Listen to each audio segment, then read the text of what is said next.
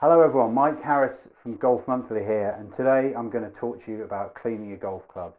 Might sound a little bit like your mum when I say that, but no doubt about it, keep your golf clubs clean, look after them, and they will last longer. Golf clubs, as we all know, are very, very expensive items. We've invested a lot of our money into them. We can't expect them to perform for us if we don't look after them. And I think cleaning golf clubs is a two-stage process.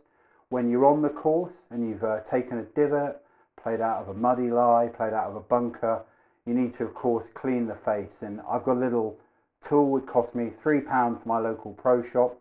Got a couple of little brushes on there and also a little pointy implement where you give the club a little wipe with your bag towel, a little wet bag towel if you've got that on your bag. Just get the worst of the dirt in, and then of course work in there with the brush and the little tool just to keep those grooves clean. If you don't clean the grooves, you're not going to be able to spin the balls, particularly with wedges, but also with irons. If there's nothing for the ball to grab on the face of the irons or the wedges, it's just going to slide right up them, going to get a balloony flight, or it's going to come out really low, not what you want at all.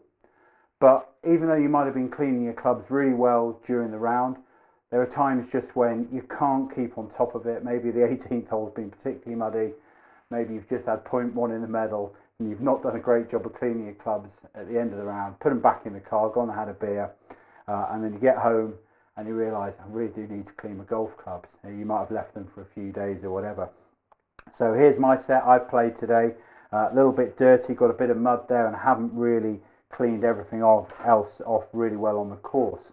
So it's the same sort of two-stage process. You see here, there's sort of mud in the grooves there, mud on the soles. So get yourself some nice warm water. Just put a bit of washing up liquid in there. Nothing fancy required. And just work a little scouring brush in there. It's not going to scratch the face of the iron. It's pretty resistant, these even forged faces. And just really work that dirt out. If you need to get in a bit deeper, like an old nail brush. I use this for both cleaning my shoes and my clubs. And look, you've really got all the dirt out from under there. Give it a little rinse.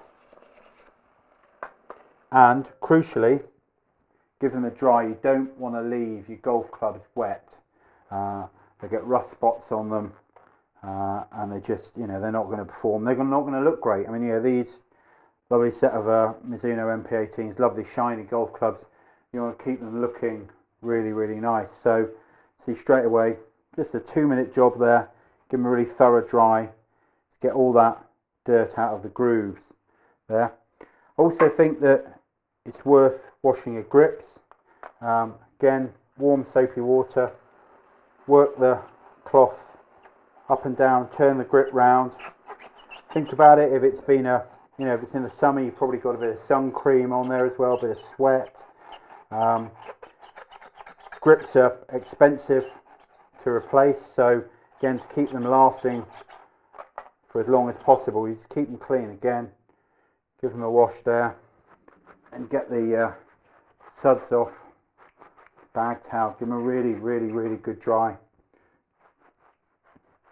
and then put them to one side and they're as good as new for the morning. But say grips, definitely they'll stay tacky, do their job if you keep them clean.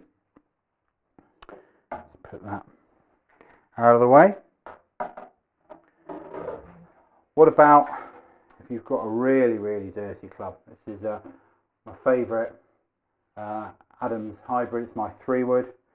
Got a lot of mud there in my velocity slot, and quite frankly, nobody wants mud in their velocity slots, top and bottom. So again, just start to loosen off the dirt with the with your scourer.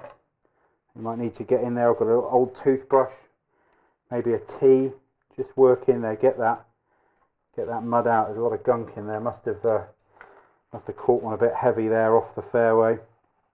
It's been a little bit muddy. But you work in there, get that out, clean up the face.